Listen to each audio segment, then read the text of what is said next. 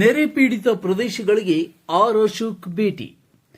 ಆಲವೇಲದಲ್ಲಿ ಸತತವಾಗಿ 2 ತಿಂಗಳಿಂದ ಸುರಿಯುತ್ತಿರುವ ಭಾರೀ ಮಳೆಯಿಂದ ಅಪಾರ ಪ್ರಮಾಣದ ಬೆಳೆ, ಕಬ್ಬು, ಹತ್ತಿ, ತೊಗರಿ, ಮೆಣಸಿನಕಾಯಿ, ಉಳ್ಳಾಗಡ್ಡಿ ಇನ್ನಿತರ ಬೆಳೆಗಳು ಅತಿವೃಷ್ಟಿಯಿಂದ ಹಾಗೂ ಭೀಮಾ ನದಿಯ ಪ್ರವಾಹಕ್ಕೆ ತುತ್ತಾಗಿರುವ ಗ್ರಾಮಗಳಾದ ದೇವಣಗಾಂವ್, ಕಡ್ಲೇವಾಡ, ಕುಮಸಿಗಿ ಗ್ರಾಮಗಳಿಗೆ ವಿರೋಧ ಪಕ್ಷದ ನಾಯಕರಾದ ಆರ್ ಅಶೋಕ್ ಭೇಟಿ ನೀಡಿ ಬೆಳೆ ಹಾನಿಯಾಗಿದ್ದು ವೀಕ್ಷಣೆ ಮಾಡಿದರು. ರೈತರು ಸಾಲ ಸೂಲ ಮಾಡಿ ಬೀಜ, ಎಣ್ಣೆ, ಗೊಬ್ಬರ ಭೂಮಿಗೆ ಹಾಕಿ ರೈತರು ಕೈಕಟ್ಟಿ ಕೂಡುವಂತಹ ಪರಿಸ್ಥಿತಿ ನಿರ್ಮಾಣವಾಗಿದ್ದು, ಮಹಾರಾಷ್ಟ್ರದಲ್ಲಿ ಅತಿ ಹೆಚ್ಚು ಮಳೆಯಾಗಿರುವ ಕಾರಣದಿಂದ ಮಹಾರಾಷ್ಟ್ರದಲ್ಲಿ ಹುಟ್ಟಿ ಕರ್ನಾಟಕ ಮಾರ್ಗವಾಗಿ ಹರಿಯುವ ಭೀಮಾ ನದಿಯು ಪ್ರತಿ ವರ್ಷವೂ ಇಲ್ಲಿನ ಜನರಿಗೆ ಇದೇ ಸಮಸ್ಯೆ ಇರುವುದರಿಂದ ಇದಕ್ಕೆ ಶಾಶ್ವತ ಪರಿಹಾರ ಕಂಡುಕೊಳ್ಳಲು ಸರ್ಕಾರಕ್ಕೆ ಗಮನಕ್ಕೆ ತರುತ್ತೇನೆ.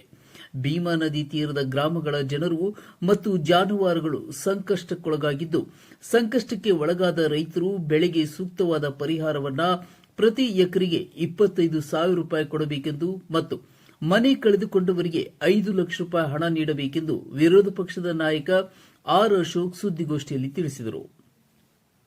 ಇನ್ನು ಇದೇ ಸಂದರ್ಭದಲ್ಲಿ ಸಂಸದರಾದ ರಮೇಶ್ ಜಿಗಜಿಣಗಿ, ಪಿಸಿ ಗದ್ದೇಗೌಡರ್, ಎನ್ ರವಿಕುಮಾರ್, ಮಾಜಿ ಶಾಸಕ ಎಎಸ್ ಪಾಟೀಲ್ ನಡಹಳ್ಳಿ, ರಮೇಶ್ ಬೂಸ್ನೂರ್, ಮಾಜಿ ಶಾಸಕರು ಸಿಂದಗಿ, ಎಸ್ಕೆ ಬೆಳ್ಳುಬ್ಬಿ, ಮಾಜಿ ಸಚಿವರು ಗುರ್ಲಿಂಗಪ್ಪ ಅಂಗಡಿ, ಜಿಲ್ಲಾಧ್ಯಕ್ಷರು ಉಮೇಶ್ ಕಾರಜೋಳ, ಕಾಸಗೌಡ ಬಿರಾದರ್, ಸಂಜೀವ್ ಐಹೊಳೆ, ಆರ್ಎಸ್ ಪಾಟೀಲ್ ಕುಚಬಾಳ, ಸಂತೋಷ್ ಪಾಟೀಲ್ ಡಂಬಳ, ಬಿಜೆಪಿ ಮಂಡಲ ಅಧ್ಯಕ್ಷ ಸಿಂದಗಿ ಗುರು ತಳವಾರ್, ಸಿಂದಗಿ ಮಂಡಲ ಪ್ರಧಾನ ಕಾರ್ಯದರ್ಶಿ ಮತ್ತು ಭೀಮಾ ನದಿ ತೀರದ ಗ್ರಾಮಗಳ ರೈತರು ಹಾಗೂ ಗ್ರಾಮಸ್ಥರು, ರಾಜಕೀಯ ಮುಖಂಡರುಗಳು, ಪೊಲೀಸ್ ಇಲಾಖೆಯ ಸಿಬ್ಬಂದಿ ವರ್ಗ ಉಪಸ್ಥಿತರಿದ್ದರು. ಬಸವರಾಜ್ ಪಡಶೆಟ್ಟಿ ಜೊತೆ ರೇವಣಸಿದ್ದಯ್ಯ ಹಿರೇಮಠ್, ಎಂಟಿವಿ ನ್ಯೂಸ್ ಕನ್ನಡ, ಆಲ್ಮೇಲ. ನಾನು ಹೇಳ್ತಾ ಇದ್ದೀನಲ್ರಿ, ಕಾಂಗ್ರೆಸ್ ಅಧ್ಯಕ್ಷರು ಸಿದ್ದರಾಮಯ್ಯನವರು ಅಲ್ಲ, ಖರ್ಗೆ ಅವರು 5 ವರ್ಷ ಸಿದ್ದರಾಮಯ್ಯನವರ ಮುಖ್ಯ. ಒಂದು ಮಾತು ಹೇಳ್ಬಿಡಿ, ನಾವು ಏನಾದ್ರೂ ಬಾಯಿ ಬಿಟ್ರೆ ಕೇಳಿ, ಬಾಯಿ ಬಿಡೋದೇ ಇಲ್ಲ, ಒಂದಿನ ಹೇಳಲ್ಲ. ನಾವು ಸಿದ್ದರಾಮಯ್ಯ ಔಟ್ ಗೋಯಿಂಗು, ಟ್ರಾನ್ಸ್ಫರ್ ಆಗ್ತಾರೆ, ಅಧಿಕಾರ ಹಸ್ತಾಂತರ ಆಗ್ತಾರೆ, ನಾವು ಒಂದಿನ ಮಾತಾಡಲ್ಲ. ಇವತ್ತೇ ಲಾಟ್ ಒಂದು ಮಾತು ಖರ್ಗೆ ಅವರಾಗ್ಲಿ. ಒಂದೇ ನಿಮಿಷ, ಡಿ ಕೆ ಶಿವಕುಮಾರ್ ಬೇಡ, ಡಿ ಕೆ ಶಿವಕುಮಾರ್ ಅವ್ರು ದೂರ ಅವರೇ, ಡಿ ಕೆ ಶಿವಕುಮಾರ್ ಹೇಳ್ಬಿಡ್ಲಿ 5 ವರ್ಷ ಅವರೇ ಮುಖ್ಯಮಂತ್ರಿ ಆಗಿರ್ತಾರೆ, ನಾನೇ ಅನೌನ್ಸ್ ಮಾಡ್ತಾ ಇದ್ದೀನಿ, ಐ ಡಿಕ್ಲೇರ್ ಅಂತ ಹೆಂಗೆ ಅನೌನ್ಸ್ ಮಾಡ್ತಾರಲ್ಲ ಸ್ಪೋರ್ಟ್ಸ್ ಅಲ್ಲಿ, I declare Siddaramaiah will continue 5 years. ನಂದು ನೋ ಕ್ಲೈಮ್, ನಾನು ಯಾವುದೇ ಕಾರಣಕ್ಕೂ ಈ ರಾಜ್ಯದಲ್ಲಿ ಮುಖ್ಯಮಂತ್ರಿ ಆಗಲ್ಲ ಈ ವರ್ಷ, ಈ 5 ವರ್ಷ ಅಂತ ಅನೌನ್ಸ್ ಮಾಡಲಿ, ಅವಾಗ ನಾವು ಮಾತಾಡಲ್ಲ. ಇಲ್ಲಿ ಅದು ಹೇಳಲ್ಲ, ಇದು ಹೇಳಲ್ಲ, ಎಲ್ಲ ಹೈಕಮಾಂಡ್ ನೋಡ್ಕಂತೈತೆ. ಅಂದ್ರೆ ಹೈಕಮಾಂಡ್ ನೋಡ್ಕಂತ ಅರ್ಥ ಏನೋ ಚೇಂಜ್ ಆಗ್ತೈತೆ ಅಂತ ಅರ್ಥ.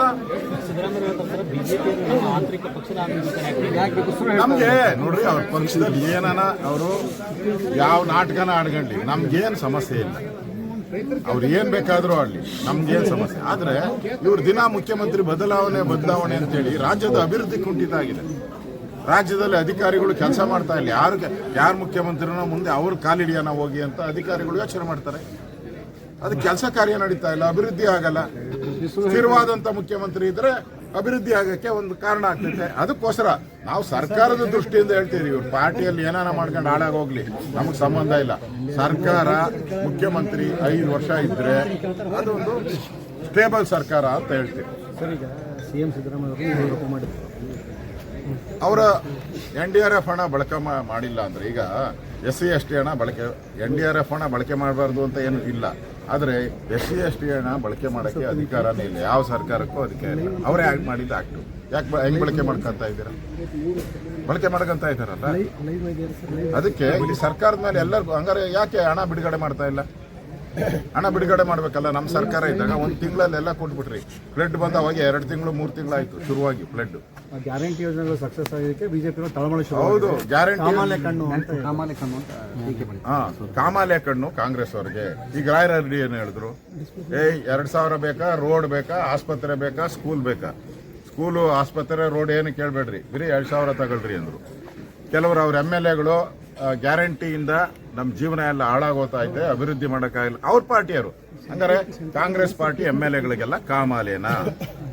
ನಾನು ಸಿದ್ದರಾಮಯ್ಯನ ಕೇಳ್ತೀನಿ, ಕಾಂಗ್ರೆಸ್ ಪಾರ್ಟಿ MLAಗಳು ಯಾರ್ಯಾರು ಟೀಕೆ ಮಾಡಿದಾರಲ್ಲ ಅವ್ರಿಗೆಲ್ಲ ಕಾಮಾಲೇನಾ? ಕಾಮಾಲೆ ಅಂದ್ರೆ ಅವ್ರಿಗೆಲ್ಲ ಹಾಸ್ಪಿಟಲ್ಗೆ ಅಡ್ಮಿಟ್ ಮಾಡಿ ಚಿಕಿತ್ಸೆಯನ್ನು ಕೊಡಿಸಿ. ದಕ್ಷಿಣದಲ್ಲಿ ಮಲೆನಾಡು ಭಾಗದಲ್ಲಿ ಪ್ರವಾಹ ಮಳೆಹಾನಿಯಿಂದ ಜನರು, ವಿಶೇಷವಾಗಿ ಬಡವರು, ರೈತರು ಸಂಕಷ್ಟದಲ್ಲಿದ್ದಾರೆ. ಒಂದ್ ಕಡೆ ರೈತರು ನವರಾತ್ರಿ ಮಾಡದೆ, ಹಬ್ಬವನ್ನ ನವರಾತ್ರಿ ಮಾಡದೆ ರಾತ್ರಿ ಎಲ್ಲ ಗಂಜಿ ಕೇಂದ್ರದಲ್ಲಿ ಕಳೆಯುವಂತ ಪರಿಸ್ಥಿತಿ ನಿರ್ಮಾಣ ಆಗಿದೆ. ಆದರೆ ರಾಜ್ಯ ಸರ್ಕಾರ ಕುಂಭಕರ್ಣ ನಿದ್ದೆ ಮಾಡಿ ಯಾವ ಮಂತ್ರಿನೂ ಕೂಡ, ಮುಖ್ಯಮಂತ್ರಿ ಯಥಾ ಪ್ರಕಾರ ಮುಖ್ಯಮಂತ್ರಿ ನಿದ್ದೆ ಮಾಡುವ ರಾಮಯ್ಯನವರು, ನಿದ್ದೆ ಸಿದ್ದರಾಮಯ್ಯ, ಮಂತ್ರಿಗಳು ಕೂಡ ಯಾರು ಕೂಡ ಸ್ಥಳಕ್ಕೆ ಭೇಟಿ ಮಾಡಿ ಅಹವಾಲುಗಳನ್ನ ಕೇಳಿ ಸಮಸ್ಯೆಯನ್ನ ಬಗೆಹರಿಸುವಂತ ಪ್ರಾಮಾಣಿಕ ಪ್ರಯತ್ನ ಯಾರು ಮಾಡಿಲ್ಲ. ಬಿಜೆಪಿ ನಾವು 2 ತಂಡಗಳಲ್ಲಿ ನಾವು ಪ್ರವಾಸ ಮಾಡ್ತೀವಿ ಅಂತ ನಮ್ಮ ಪ್ರೆಸ್ ನೋಟ್ ಓದ ತಕ್ಷಣ ಮುಖ್ಯಮಂತ್ರಿ ಅಲರ್ಟ್ ಆಗಿ ವೈಮಾನಿಕ ಸರ್ವೆ ಮಾಡ್ತೀನಿ ಅಂತ ಬಂದರು. ಅದು ನಾನು ಸರ್ಕಾರನ ಕೇಳೋದು, ಉಳಿದ ಮಂತ್ರಿಗಳೆಲ್ಲ ಎಲ್ಲೋದು? ಮಂತ್ರಿಗಳನ್ನೆಲ್ಲ ಹುಡುಕೊಡಿ, ಎಲ್ಲಿದ್ದಾರೆ ಹುಡುಕೊಡಿ ಅನ್ನ ಕೇಳೋ ಸ್ಥಿತಿಯಲ್ಲಿ ಇಲ್ಲಿನ ರೈತರು ನಾವೆಲ್ಲ ಹೋದಾಗ ಅವರೆಲ್ಲ ಕೇಳಿದ್ದು, ಸರ್ ಮಂತ್ರಿಗಳು ಒಬ್ಬರು ಬಂದಿಲ್ಲ, ನಮ್ಮ ಅಹವಾಲುಗಳನ್ನ ಕೇಳಿಲ್ಲ, ಪರಿಹಾರ ಕೊಡ್ತೀನಿ ಅಂತ ಹೇಳ್ತಾ ಇದ್ದಾರೆ ಅಷ್ಟೇ, ಯಾರು ಬಂದ್ರು ಇದುವರೆಗೂ ಸರ್ವೆ ಮಾಡಿಲ್ಲ. ಯಾವುದೇ ಜಿಲ್ಲಾಧಿಕಾರಿಗಳು ಆಫೀಸಲ್ಲಿ ಕೂತಿದ್ದಾರೆ, ಬೀದಿಗಿಳಿದು ಹೊಲಗಳಿಗೆ ಬಂದು ಸರ್ವೆ ಮಾಡಿ ಎಷ್ಟು ನಿಮ್ಮ ಹೊಲಕ್ಕೆ ನಿಗದಿ ಮಾಡಿದ್ದೀರಿ ಪರಿಹಾರ ಅನ್ನೋ ಮಾತು ಎಲ್ಲೂ ಕೇಳಿ ಬರ್ತಾ ಇದೆ. ನಾವು 8,000 ಎಕ್ಸ್ಟ್ರಾ ಕೊಡ್ತೀರಿ ಅನ್ನೋದು ಮಾಧ್ಯಮದಲ್ಲಿ ಬಂದಿದೆ ಹೊರತು ಫೀಲ್ಡ್ ಅಲ್ಲಿ ಯಾವುದು ಆ ತರದ ನಂಬಿಕೆ ರೈತರಲ್ಲಿ ಕಾಣ್ತಾ ಇದೆ. ನಾವು ಹಿಂದೆ ಯಡಿಯೂರಪ್ಪನವರು, ಬಸವರಾಜ ಬೊಮ್ಮಾಯಿ ಅವರೆಲ್ಲ ಮುಖ್ಯಮಂತ್ರಿ ಆಗಿದ್ದಾಗ ನಾನು ಕಂದಾಯ ಸಚಿವನಾಗಿದ್ದೆ. ನಾನು ಸರ್ಕಾರಕ್ಕೆ ನೇರವಾಗಿ ಸವಾಲಾಗಿದೆ. ಏನ್ ಸವಾಲು ಅಂದ್ರೆ, ನೀವು ಬಿಜೆಪಿಗಿಂತ ನಾವು ರೈತರ ಪರ, ಬಡವರ ಪರ ಅಂತ ಏನ್ ಘೋಷಣೆ ಮಾಡ್ತಿರಲ್ಲ, ನಾವು ಪರ ಪರ ಪರ ಅಂತ ಇವಾಗ ತೋರಿಸಿ ನೀವು ಯಾರ ಪರ ಅಂತ. ಈಗ ಹಾಕಿ ಸವಾಲು, ಬಿಜೆಪಿಗೆ ಸವಾಲು ಹಾಕಿ ನಾವು ಸವಾಲು ತಗೊಳಕ್ಕೆ ಸಿದ್ಧ ಇದ್ದೀರಿ. ಯಡಿಯೂರಪ್ಪನವರು ಇದ್ದಾಗ ರೈತರಿಗೆ ಬೆಳೆಗೆ ಜೋಳಕ್ಕೆ ಏನ್ ಕೊಟ್ರು, ತೊಗರಿಗೆ ಏನ್ ಕೊಟ್ರು, ಹತ್ತಿಗೆ ಏನ್ ಕೊಟ್ರು, ತೋಟಗಾರಿಕೆ ಬೆಳೆಗೆ ಏನ್ ಕೊಟ್ರು, ಮಳೆಗಾಲದ ಬೆಳೆಗೆ ಏನ್ ಕೊಟ್ರು ಹೇಳಿ. ಯಡಿಯೂರಪ್ಪನವರು ಇಷ್ಟು ಕೊಟ್ಟಿದ್ರು. ಅವ್ರ ಬಜೆಟ್ ಎಷ್ಟು? ಅಂದಾಜು 2 ಲಕ್ಷ ಕೋಟಿ ಇರ್ಬೋದು, 2-2.5 ಲಕ್ಷ ಕೋಟಿ. ಆಗ ಅವರು 25,000 ಕೊಟ್ಟಿದ್ದಾರೆ. ನನ್ಗೆ ಗೊತ್ತಿರೋ ಪ್ರಕಾರ, ನಾನು ರೆವಿನ್ಯೂ 25,000 ಕೊಟ್ಟಿದ್ದಾರೆ ಎಕರೆ.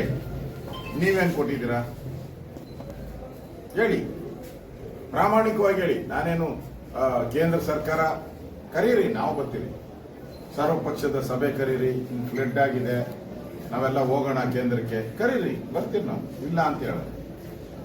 ಕೇಂದ್ರ ಸರ್ಕಾರ ಕೊಟ್ಟಿಲ್ಲ, ಕೇಂದ್ರ ಸರ್ಕಾರ ನಿಮ್ಮ ಎಂಪಿಗಳು ಏನ್ ಮಾಡ್ತಾ ಇದ್ದಾರೆ ಅಂತ ನೋಡಿ. ಎಂಪಿಗಳು ಇಬ್ರು ಬಂದು ನೆನ್ನೆಯಿಂದ ಸುತ್ತಾ ಇದ್ದಾರೆ ನಮ್ಮನೆ. ಆ ವಯಸ್ಸಲ್ಲೂ ಕೂಡ ನಮ್ಮ ರಮೇಶ್ ಜಿಗಜಿಣಗಿ, ನಮ್ಮ ಗದ್ದಿಗೌಡರು ನೆನ್ನೆಯಿಂದ ಸುತ್ತಾ ಇದ್ದಾರೆ.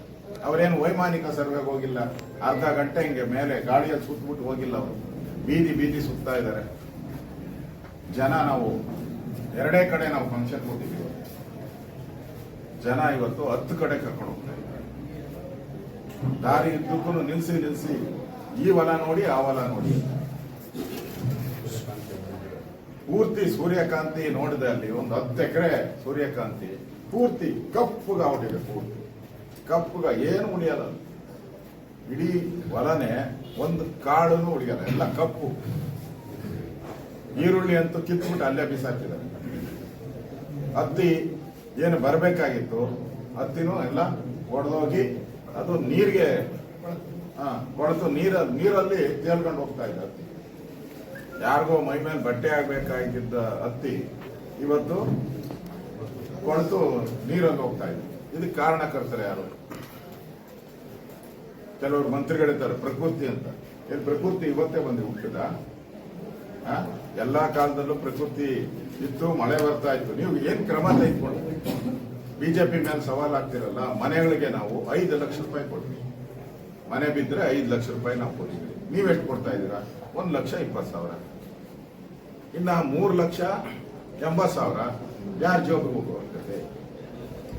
ಬಡವ ಕೇಳ್ತಾ ಇದ್ದಾನೆ, ಅಣ್ಣ ನೀವು 5 ಲಕ್ಷ ರೂಪಾಯಿ ಕೊಟ್ಟಿದ್ರಿ, ಇವರು 1,20,000 ಕೊಡ್ತಾರಂತೆ, ಇನ್ 3 ಲಕ್ಷ ಯಾರ ಜೋಬ್ಗೆ ಹೋಗ್ತಾ ಇದೆ ಅಂತ ರೈತ ಕೇಳ್ತಾ ಇದ್ದಾನೆ, ಬಡವನ್ ಕೇಳ್ತಾ ಇದ್ದಾನೆ. ನಾವೇನು ಉತ್ತರ ಕೊಡ್ಬೇಕು?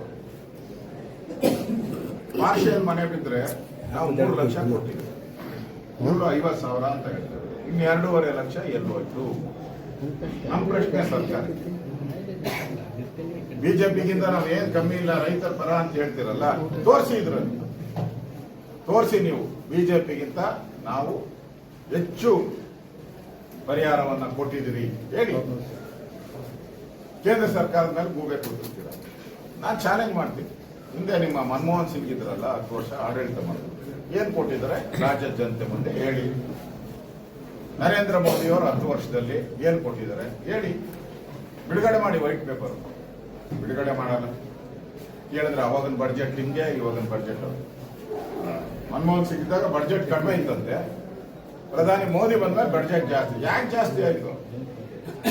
ಸೋರೋತಾ ಇದ್ದಂತ ಹಣವನ್ನ ಮೋದಿಯವರು ಹಿಡಿದು ತಗೊಂಬಂದ್ರು ಬಡ್ಜೆಟ್ಗೆ. ನೀವು ಸೋರಾಗಿದ್ದೆಲ್ಲ ಕೋಲಲ್ಲಿ ಎಲ್ಲದರಲ್ಲಿ ಲೂಟಿ ಹೊಡಿತಾ ಇದ್ರಿ. ಇವತ್ತು ಕೋಲ ಹರಾಜು ಹಾಕೋ ಮುಖಾಂತರ ಲಕ್ಷಾಂತರ ಕೋಟಿ ಆದಾಯ ಬರಂಗೆ ಮೋದಿಯವರು ಮಾಡಿದ್ರು. ಅದರಿಂದ ಬಡ್ಜೆಟ್ ಗಾತ್ರ ಜಾಸ್ತಿ ಆಗಿದೆ. ನಾನು ಕೇಳ್ತೀನಿ, ನಿಮ್ದು ಬಡ್ಜೆಟ್ ಗಾತ್ರ ಜಾಸ್ತಿ ಆಗಿದೆಯಲ್ಲ, ಬಿಜೆಪಿ ಇದ್ದಾಗಿಂತ ನಿಮ್ಗೆ ಜಾಸ್ತಿ, ಹಂಗಾರೆ ಕೊಡಿ ಜಾಸ್ತಿ. ನಿಮ್ ಪ್ರಶ್ನೆ ನಿಮ್ಗೆ ಆಗ್ತಾ ಇದೆ. ಮೋದಿ ಬಡ್ಜೆಟ್ ಜಾಸ್ತಿ ಆಗಿದೆ ಅಂತ ಅಧಿವೇಶನದಲ್ಲಿ ಆಚೆ ಕಡೆ ಹೇಳ್ತಾ ಇದ್ದೀರಲ್ಲ, ಈಗ ನಾನು ನಿಮ್ಮನ್ನು ಕೇಳ್ತಾ ಇದ್ದೀನಿ, ನಿಮ್ ಬಡ್ಜೆಟ್ ಜಾಸ್ತಿ ಆಗಿದೆ, ಪರಿಹಾರ ಜಾಸ್ತಿ ಕೊಡಿ. ಈ ಬೇಡಿಕೆಯನ್ನ, ಈ ಆಗ್ರಹವನ್ನ ನಾನು ರೈತರ ಪರವಾಗಿ ಸರ್ಕಾರಕ್ಕೆ ಬದುಕಿದ್ರೆ, ಸರ್ಕಾರ ಬದುಕಿದ್ರೆ, ತಪ್ಪಿಲ್ಲ ಅಂತ ಅನ್ಕೊಂಡು ಬದುಕಿದ್ರೆ ಕೂಡಲೇ ರೈತರ ಪರವಾಗಿ ನಿಲ್ಲುವಂತ ಕೆಲಸವನ್ನ ಮಾಡಿ. ಇಲ್ಲ ಅಂದ್ರೆ ಇದು ಮೊಸಳೆ ಕಣ್ಣೀರು, ಇದು ಮೊಸಳೆ ಕಣ್ಣೀರಾಗುತ್ತೆ. ಸಿದ್ದರಾಮಯ್ಯ ಮೊಸಳೆ ಕಣ್ಣೀರು. ಮೊನ್ನೆ ನಮ್ಮ ನಡಹಳ್ಳಿ ಹೇಳ್ತಾ ಇದ್ರು, ಅಲ್ಲಿ ಸಂತೋಷ್ ಹಡಪ್ಪ 30 ವರ್ಷ ದೋಣಿಯಲ್ಲಿ ಕೊಚ್ಕೊಂಡು ಹೋಗಿದ್ದಾರೆ, ಅದೊಂದು. ಆಮೇಲೆ ಕಾಶಪ್ಪ ಕಂಬಳ, ಅದು ಮೊಸಳೆ ಕಚ್ಚಿ ಸತ್ತೋಗಿದ್ದಾರೆ. 1.5 ತಿಂಗಳಿಂದನೂ ಅವನು ಆತ್ಮಹತ್ಯೆ ಮಾಡ್ಕೊಂಬಿಟ್ಟವನೆ, ಏನೋ ಮಾಡ್ಕೊಂಬಿಟ್ಟವನೆ, ನಮ್ಗೆ ಸಂಬಂಧ ಇಲ್ಲ ಅಂತ. ಯಾವಾಗ ನಡಹಳ್ಳಿ ಅವರು ಪ್ರೆಸ್ ಮೀಟ್ ಮಾಡಿ ವಿರೋಧ ಪಕ್ಷದ ನಾಯಕರ ಮನೆಗೆ ಭೇಟಿ ಕೊಡ್ತಾರೆ ಅಂದ್ರೆ ಏಕಾಏಕಿ ಇವಾಗ ಅವ್ರಿಗೆ ಇಮಿಡಿಯೇಟ್ ಆಗಿ ಸರ್ಟಿಫಿಕೇಟ್ ತಗೊಂಡು ಮೊಸಳೆನೇ ಕಚ್ಚಿದ್ದು ಅಂತ ಇವಾಗ ಹೇಳ್ತಾರೆ. ಪ್ರಾರಂಭದಲ್ಲಿ ಹೇಳಿದ್ರು ಮೊಸಳೆನೇ ಕಚ್ಚಿಲ್ಲ, ಈಗ ಮೊಸಳೆ ಕಚ್ಚಿದೆ ಅಂತ ಪರಿಹಾರ ತರಬೇಕು. ಅಂದ್ರೆ ಈ ಸರ್ಕಾರ ಹಣದ ಕೊರತೆಯಿಂದ, ಪಾಪ ಸಿದ್ದರಾಮಯ್ಯನವರು ಅದೇನ್ ಹೇಳ್ತಾರಲ್ಲ, ಬಿಜೆಪಿಯವರಿಗೆ ಹೊಟ್ಟೆ ಉರಿತದ್ದು. 5 ಗ್ಯಾರಂಟಿ ಕೊಟ್ಬಿಟ್ಟಿದ್ರಿ, ಹೊಟ್ಟೆ ಉರಿತದ್ದು. ನಾನು ಸರ್ಕಾರಕ್ಕೆ ಡಿಮ್ಯಾಂಡ್ ಮಾಡ್ತೀನಿ, 5 ಸಾಲ ಅಲ್ರಿ, 5 ಸಾಲ ಅಲ್ಲ, 50 ಕೊಡ್ಬೇಕು. ಏನಣ್ಣ, 50 ಗ್ಯಾರಂಟಿ ಕೊಡ್ಬೇಕು. 50 ಗ್ಯಾರಂಟಿ ಕೊಡಿ, ನಮ್ದೇನು ಸಮಸ್ಯೆ ಇಲ್ಲ. ಬಸ್ ಫ್ರೀ ಮಾಡಿದ್ದೀರಾ, ಫ್ಲೈಟ್ ಫ್ರೀ ಮಾಡಿ, ಏನ್ ಬೇಕೋ ಫ್ರೀ ಮಾಡಿ, ನಮ್ದೇನು ಸಮಸ್ಯೆ ಇಲ್ಲ. ನಾವು ಎನ್ಕರೇಜ್ ಮಾಡ್ತೀವಿ. 50 ಫ್ರೀ ಕೊಡಿ, ನಮ್ಗೆ ಶರಣಾಗ್ತಾ ಇದೆ. ತಪ್ಪಲ್ಲ ಅದು. ರೈತರಿಗೆ ಆತ್ಮಸ್ಥೈರ್ಯ ತುಂಬಬೇಕು, ಧೈರ್ಯ ತುಂಬಬೇಕು. ನೀವು ಆತ್ಮಹತ್ಯೆ ಮಾಡ್ಕೊಂಬೇಡಿ, ನಾವು ನಿಮ್ ಜೊತೆ ಇದ್ದೀರಿ, ಏನೇ ಆದ್ರೂ ನಿಮ್ಗೆ ಬೆಳೆ ಪರಿಹಾರ ಕೊಡ್ತೀವಿ. ನೀವು ಎಷ್ಟು ಖರ್ಚು ಮಾಡಿದ್ರೋ ಅದಕ್ಕಿಂತ ಜಾಸ್ತಿ ನಾವು ಕೊಡ್ತೀರಿ. ಒಂದು ಮಾತು ಮುಖ್ಯಮಂತ್ರಿ ಬಾಯಲ್ಲಿ ಬರ್ಬೇಕಾಯ್ತು, ಬಂದಿದೆಯಾ? ಹೋಗ್ಲಿ, ಬಿಜೆಪಿಯವರು ಕೇಂದ್ರಕ್ಕೆ ರೆಡಿ ಇದ್ದೀರಿ ನಾವು. ಓಕೆ, ಈಗ ನನ್ಗೆ ರೈತರೆಲ್ಲ ಕಡೆ ಅಹವಾಲು ಕೊಟ್ಟರು, ನಮ್ಮ ಹೊಲದಲ್ಲಿ ಇಷ್ಟು ಬೆಳೆ ಲಾಸ್ಟ್ ಆಗಿದೆ, ಇಷ್ಟು ಹಣ ಹೋಗಿದೆ ಅಂತ. ನೀವು ಏನಾನ ಇಷ್ಟು ದಿನ ಆಗೈತೆ, 2 ತಿಂಗಳಾಗೈತೆ, 2 ತಿಂಗಳಾಗೈತೆ, ಪ್ರವಾಹ ಮಳೆ ಎಲ್ಲ ಬಂದು 2 ತಿಂಗಳಿಂದ ಕೇಂದ್ರ ಸರ್ಕಾರಕ್ಕೆ ಯಾರಾದರೂ ಮಂತ್ರಿ, ಮುಖ್ಯಮಂತ್ರಿ ಹೋಗಿ ಕೃಷಿ ಸಚಿವರನ್ನ, ಹೋಮ್ ಮಿನಿಸ್ಟರ್ನ ಭೇಟಿ ಮಾಡಿ ಇಷ್ಟು ಲಾಸ್ ಆಗಿದೆ, ದಯವಿಟ್ಟು ತಂಡವನ್ನ ಕಳಿಸಿ ಸಮೀಕ್ಷೆ ಮಾಡಿ ನಮಗೆ ಪರಿಹಾರ ಕೊಡಿ ಕೇಳಿದ್ದೀರಾ? ಇಲ್ಲ. ಆ ಸೌಜನ್ಯನೇ ಇಲ್ಲ. ಬೇಡ, ಅವ್ರು ದೂರ ಇದ್ದಾರೆ ಅಂದ್ರೆ ಇಲ್ಲಿ ಪ್ರಹ್ಲಾದ್ ಜೋಶಿ ಅವರಿದ್ದಾರೆ, ಅವ್ರು ಕೇಳ್ಬೋದಾಯ್ತು. ಕುಮಾರಸ್ವಾಮಿ ಅವರಿದ್ದಾರೆ, ಸೋಮಣ್ಣ ಅವರಿದ್ದಾರೆ, ಶೋಭಾ ಅವರಿದ್ದಾರೆ, ಅವ್ರನ್ನಾದ್ರೂ ಭೇಟಿ ಮಾಡ್ಬೋದಾಯ್ತು. ಇಲ್ಲ, ಪತ್ರಿಕೆಯಲ್ಲಿ ಹೇಳೋದು ಬಿಜೆಪಿ ಅವರು ಏನ್ ಮಾಡ್ತಾವ್ರೆ ಅಂತ. ನೀವೇನ್ ಮಾಡ್ತಾ ಇದ್ದೀರಾ? ಒಂದು ಸಣ್ಣ ಮೆಮೊರಂಡಮ್ ಅನ್ನು ಇಲ್ಲಲ್ಲ ನಿಮ್ಮ ಹತ್ರ. ಎಷ್ಟು ಹಾನಿಯಾಗಿದೆ, ಎಷ್ಟು ಜಾನುವಾರು ಹಾನಿಯಾಗಿದೆ, ಎಷ್ಟು ಪ್ರಾಣ ಹಾನಿಯಾಗಿದೆ, ಎಷ್ಟು ಪರಿಹಾರ ಕೊಡಬೇಕು ಬನ್ನಿ ಅಂತ ಹೇಳುವಂತ ನಿಮ್ಮ ಹತ್ರ ಒಂದು ಮೆಮೊರಂಡಮ್ ಇಲ್ಲ. ಸುಮ್ಮನೆ ಕೇಂದ್ರ ಸರ್ಕಾರದ ಮೇಲೆ ಯಾಕೆ ಆಪಾದನೆ ಮಾಡ್ತೀವಿ? ಒಟ್ಟಾರೆ ಈ ಸರ್ಕಾರ ಈ ಮಳೆ ಹಾನಿಯ ಸಂದರ್ಭದಲ್ಲಿ ಜನರ ಪಾಲಿಗೆ ಸತ್ತೋಗಿರೋ ಸರ್ಕಾರ ಇದೆ. ಬದುಕಿದ್ರೆ ಅವ್ರು ಇಷ್ಟೊತ್ತಿಗೆ ಸಮೀಕ್ಷೆ ಮಾಡಿ ಕೇಂದ್ರಕ್ಕೆ ವರದಿಯನ್ನು ಕೊಟ್ಟು ಕೇಂದ್ರ ತಂಡ ಬಂದು ಪರಿಹಾರವನ್ನು ಕೂಡ ವಿತರಣೆ ಆಗಬೇಕು. ಇಲ್ಲ, ಏನು ಮಾಡಿಲ್ಲ. ಈ ಮುಖ್ಯಮಂತ್ರಿಗಳು ವೈಮಾನಿಕ ಆಯ್ತು. ನಾನು ಎಲ್ಲ ಕಡೆ ಹೋಗಿದ್ದೆ, ರೈತರು ಕೇಳಿದ್ರು ವೈಮಾನಿಕ ಯಾಕೆ ಸರ್ ಅಂತ. ವೈಮಾನಿಕ ಯಾಕೆ? ಏನೋ ಡೆಲ್ಲಿಯಿಂದ ಬರ್ತಾರ ಫ್ಲೈಟ್ ಅಲ್ಲಿ? ಇಲ್ಲ, ಇಲ್ಲೇ ವೈಮಾನಿಕ ಯಾಕಬೇಕು? ನಮ್ಮ ರಸ್ತೆಯಲ್ಲೇ ಬರ್ಬೋದಾಯ್ತು. ಒಂದ್ ಕಡೆ ರಸ್ತೆನೂ ನೋಡ್ದಂಗ ಆಗಬೇಕು. ದಾರಿ ಇದಕ್ಕೂ ಏನು ಬೆಳೆ ಹಾನಿಯಾಗಿದೆ ಅದನ್ನು ನೋಡ್ಬೋದಾಯ್ತು. ರೈತರ ಜೊತೆ ಸಂವಾದ ಮಾಡ್ಬೋದಾಗಿತ್ತು. ಇಲ್ಲ, ವಿಮಾನದಲ್ಲೇ ಓಡಾಡ್ತಾ ಇದ್ದೀನಿ ಅಂತಾರೆ. ಯಾಕೆ? ಇಲ್ಲಿ ಗುಂಡಿ ಬಿದ್ದಿದೆ, ಗುಂಡಿ ಬಿದ್ದ ರಸ್ತೆಗಳು, ಜನ ಶಾಪ ಆಗ್ತಾರೆ. ಗುಂಡಿಯಲ್ಲಿ ಹೋಗಕ್ಕೆ ಆಗಲ್ಲ ಎಲ್ಲಿಗೂ. ನಾನು ಬಂದಲ್ಲ, ಈಗ ಕಿಲೋಮೀಟರ್ ಬಂದೆ, ಎಲ್ಲೂ ಇಡೀ ರಸ್ತೆನೆ ಗುಂಡಿ 1 ಲಕ್ಷ ಬಿದ್ದಿದೆ. ನಾನಿವತ್ತು ಬಿಜಾಪುರದಲ್ಲಿ ಓಡಾಡಿದೆ, 1 ಲಕ್ಷ ಗುಂಡಿ ಬಿದ್ದಿದೆ. ಒಂದೇ 1 ಲಕ್ಷ. ನಾನು ಓಡಾಡಿರೋ ರೋಡ್ಗಳು ಮಾತ್ರ ಹೇಳ್ತಾ ಇದ್ದೀನಿ, 1 ಲಕ್ಷಕ್ಕೂ ಹೆಚ್ಚು ಗುಂಡಿ ಬಿದ್ದಿದೆ. ಅದರಿಂದ ಮುಖ್ಯಮಂತ್ರಿ ಎಲ್ಲೋ ಒಂದ್ ಕಡೆ ಎಸ್ಕೇಪ್. ಯಾಕೆ ಅವ್ರಿಗೆ ಅಂತಂದ್ರೆ, ಅವ್ರಿಗೆ ನವೆಂಬರ್ ಕಾಟ, ನವೆಂಬರಲ್ಲಿ ಶನಿ ಕಾಟ ಶುರುವಾಗುತ್ತೆ. ಆ ಶನಿ ಕಾಟಕ್ಕೆ ಈ ಕಾಟಗಳಿಂದ ಅವರು ಕೆಲಸನೇ ಮಾಡೋದು ಬಿಟ್ಬಿಟ್ಟಾರೆ. ರೈತರಿಗೆ ಕಾಟ ಕೊಡ್ತಾ ಇದ್ದಾರೆ ಅಲ್ವಾ? ಅವ್ರ ಕಾಟಕ್ಕೆ ಹೋಗಿ ರೈತರಿಗೆ ಕಾಟ ಕೊಡುವಂತ ಸಿಎಂ ಅವರು. ಅದರಿಂದ ನಾವು ಇಡೀ ಬಿಜೆಪಿ ತಂಡ ನಾವು ಡಿಮ್ಯಾಂಡ್ ಮಾಡ್ತಾ ಇದ್ದೀರಿ, ಎಕರೆಗೆ 25,000 ರೂಪಾಯಿ ಪರಿಹಾರವನ್ನ ಕೊಡಬೇಕು. ಮನೆ ಯಾರು ಕಳ್ಕೊಂಡಿದಾರೋ ನಮ್ಮ ಸರ್ಕಾರ ಕೊಟ್ಟಾಗ 5 ಲಕ್ಷ ಏನು ಕೊಟ್ಟಿದ್ರು, 5 ಲಕ್ಷ ರೂಪಾಯಿ ಪರಿಹಾರ ಮನೆ ಕಟ್ಟಕ್ಕೆ ಕೊಡಬೇಕು. ಈ ಆಗ್ರಹವನ್ನ ಬಿಜೆಪಿ ನಾವು ಮಾಡ್ತಾ ಇದ್ದೀವಿ. ಹಸಿರು ಬರ ಅಂತ ಘೋಷಣೆ ಮಾಡಬಹುದು. ಅಂದ್ರೆ ಒಂದು ಒಳ್ಳೆ ವಿಚಾರ ಪ್ರಸ್ತಾಪ ಮಾಡಿದ್ರಿ. ನಿಮ್ ಗಮನಕ್ಕೆ ಬರುತ್ತೆ, ಇದೇ ಸ್ಕೂಲಿಂದ ಆಲ್ಮೇಲಕ್ಕೆ ಹೋಗೋದು 4 ಕಿಲೋಮೀಟರ್ ರಸ್ತೆ, ಕೇಂದ್ರ ಸರ್ಕಾರದ 6 ಕೋಟಿ ರೂಪಾಯಿ ಅನುದಾನ. ಇದು ಮಾಡಿ 3 ತಿಂಗಳಾಗಿಲ್ಲ, ಗುತ್ತಿಗೆದಾರ ಅತ್ಯಂತ ಕಳಪೆ ಮಾಡಿದ್ದಾನೆ. ಇದು ಕೇಂದ್ರ ಸರ್ಕಾರಕ್ಕೂ